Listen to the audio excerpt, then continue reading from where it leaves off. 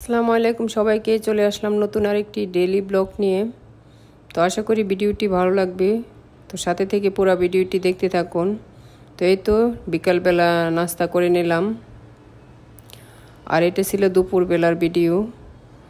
আলু শাক দিয়ে শুটকি রান্না, আর এদিকে হয়েছে পাঙ্গাস মাছ রান্না করেছিলাম বাচ্চাদের জন্য, আর এদিকে ছোটো মাছের চচ্চড়ি করে নিয়েছি।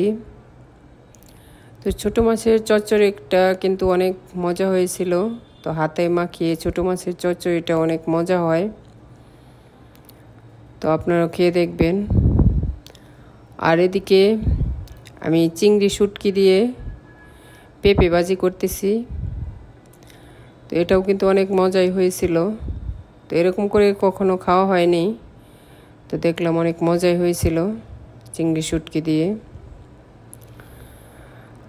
আর পেঁপে খাওয়াটা তো খুবই উপকারী একটি খাবার। আর এদিকে আমি বাচ্চাদের জন্য দুধ জাল করে নিচ্ছি। তো আজকে ভিডিওটি আপনাদের কাছে কেমন লেগেছে অবশ্যই কমেন্টের মাধ্যমে জানাবেন। আর আমার ভিডিওগুলো যদি ভালো লাগে অবশ্যই চ্যানেলটি সাবস্ক্রাইব করে চ্যানেলের পাশেই থাকবেন। আজকের মতো বিদায় নিচ্ছি, সবাই ভালো থাকবেন, সুস্থ থাকবেন, আল্লাহ হাফেজ।